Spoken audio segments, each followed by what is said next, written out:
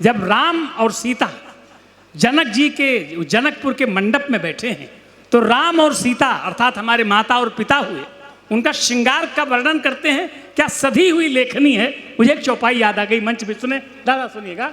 वो लिखते हैं, क्या लिखते हैं कि मालूम पड़ता राम और सीता का कई रूप कामदेव और रति ने धारण करके, ये जो मड़ियों के खंभे लगे हैं, मंडप में मड़ियों के खंभे लगे थे, उसमें राम और सीता की परछाई पड़ती थी। ऐसा लगता था कि हजारों कामदेव और रति यहाँ पर देखने आए। पढ़ दूं, चौपाई पढ़ दूं, आपकी तालियां आ जाए। वाह, हरदोई में क्या, वाह। राम सीय सुंदर परछाई, राम सीय सुंदर परछाई, जगमगात मणि खंभन माही। राम सीय सुंदर परछाई, जगमगात मणि खंभन माही। मनहु मदन रति धरि बहु रूपा, देखत राम विवाह अनूपा।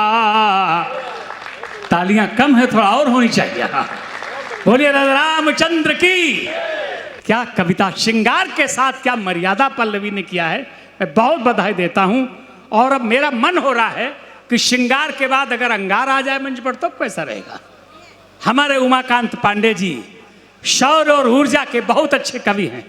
कवि सम्मेलन में समय तो कम है, लेकिन दो पंक्तियों में किसी ने कहा, बड़े लोग बैठे हैं, हरदोई के वरिष्ठ नागरिक यहाँ पर बैठे हैं, हमारी बहनें बैठी हैं, आदरणीय मंच सजा है।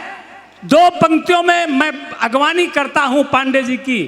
किसी रचनाकार ने कहा कि कायरता जिस चेहरे का श्रृंगार करती है, मंच भी सुने, कायरता जिस चेहरे का श्रृंगार करती है, मक्खी भी उस पर बैठने से इनकार करती है। आइए शौर्य और ऊर्जा की। डॉक्टर शिव ओमंबर एक जगह ऐसे ही रचनाकारों के लिए लिखते हैं कि या तो इन बच्चलन हवाओं का रुख मोड़ देंगे हम, या तो इन बच्चलन हवाओं का रुख मोड़ देंगे हम, या तो खुद को वाणी पुत्र कहना छोड़ देंगे हम। और जिस दिन हिचकिचाएंगे लिखने में हकीकत, कागज को फाड़ देंगे, कलम तोड़ देंगे हम। एक बार पूरा सदन दोनों हाथ बढ़ाकर तालियों में हमारे पांडे जी का, उमाकांत पांडे जी का अभिनंदन करें। उनसे शौर्य और देशभक्ति की कविताएं सुन करके इस मंच को आनंद की यात्रा तक पहुंचाए। हरदोई खंड शारदा नहर हरदोई के द्वारा आयोजित किए गए और समादरणीय मनोज मानव जी के द्वारा संयोजित किए गए कवि सम्मेलन के लिए मैं समस्त कवियों की तरफ से आभार व्यक्त करता हूँ। छोटी छोटी बातें आपके बीच में करूँगा, आपका समर्थन मांगूंगा। जहाँ बात आपको समझ में आती है अपनी तालियों के माध्यम से बताइएगा कि बात आपको समझ में आ रही है।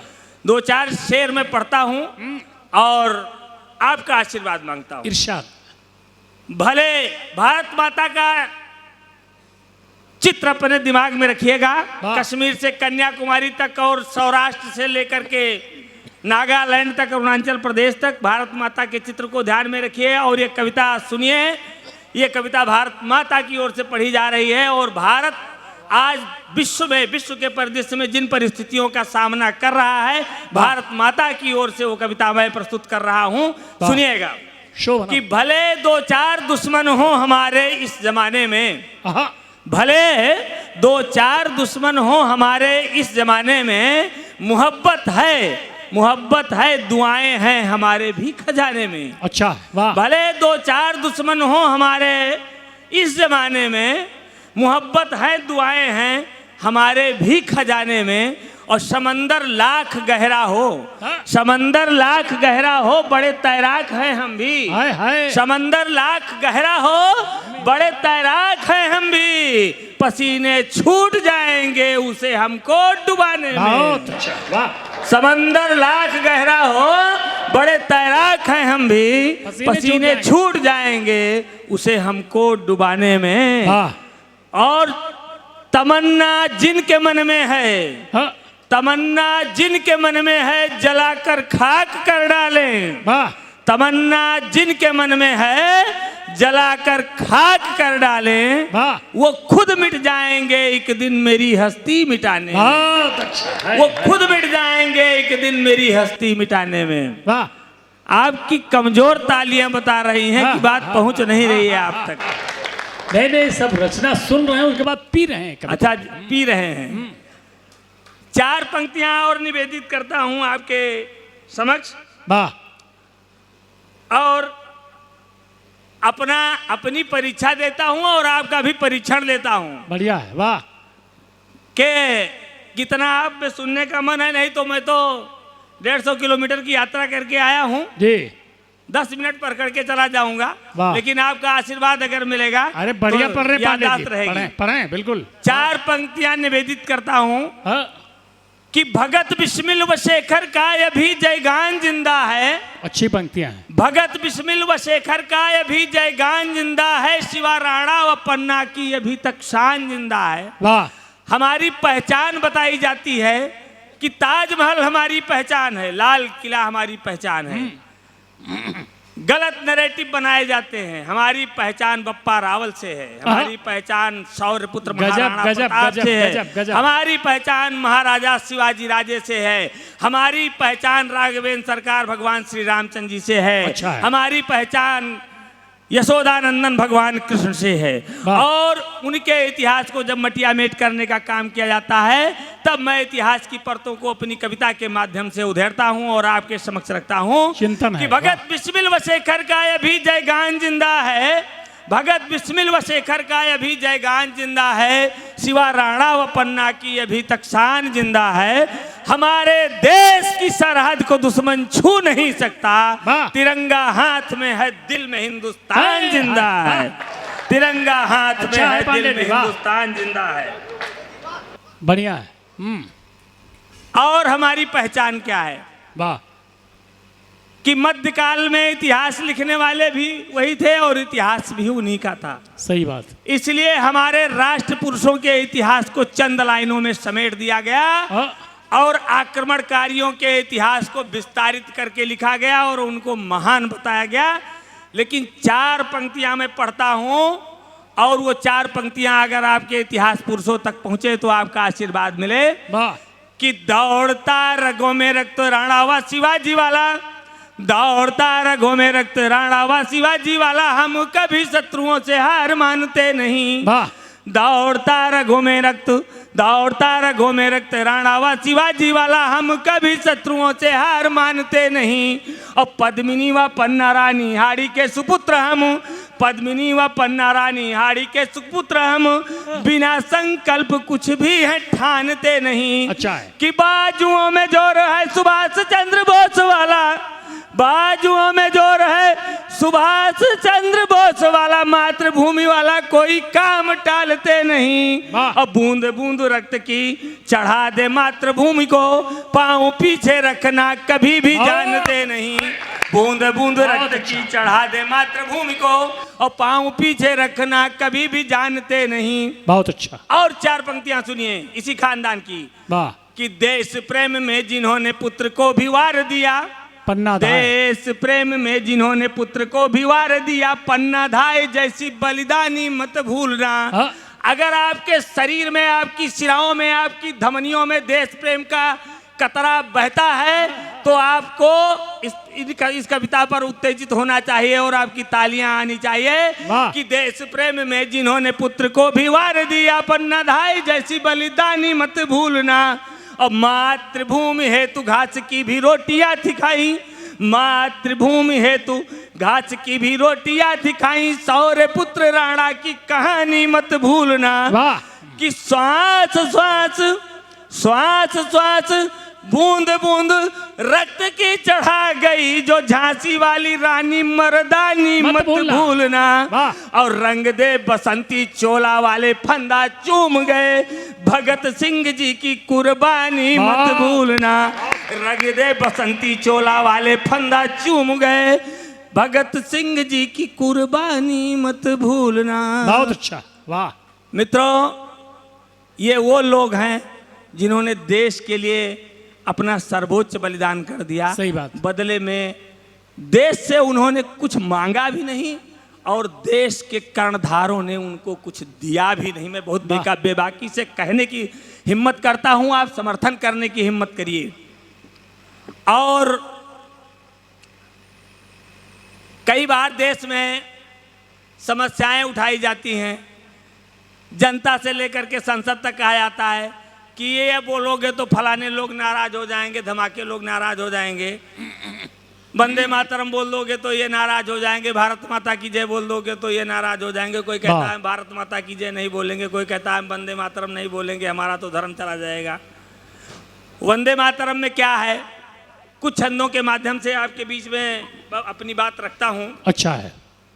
वंदे मातरम क्या है, एक समय में जब बंकिम चंद्र चटर्जी जी ने इस गीत को लिखा था और सन्यासियों के विद्रोह का ये प्रेरणादायक गीत था और देश में एक आंदोलन उठ खड़ा हुआ था सन्यासी विद्रोह के रूप में, उस पृष्ठभूमि में इन छंदों को सुनिएगा।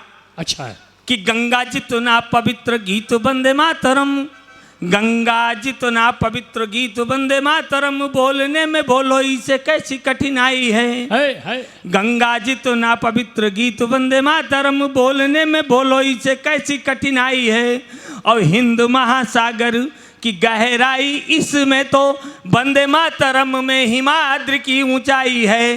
कि देश के प्रतीक गान मन में नहीं है मान, हिंदू या मुसलमान, सिख या ईसाई हैं। और कहने में कैसी है समस्या वंदे मातरम, देश से भी ऊंचा बोलो धर्म कोई भाई है। कहने में कैसी है समस्या वंदे मातरम, देश से भी ऊंचा बोलो धर्म कोई भाई है। बहुत अच्छा। और राष्ट्र ध्वज, राष्ट्रगान, राष्ट्रगीत का करे जो अपमान, उसका कलम सिर कीजिए।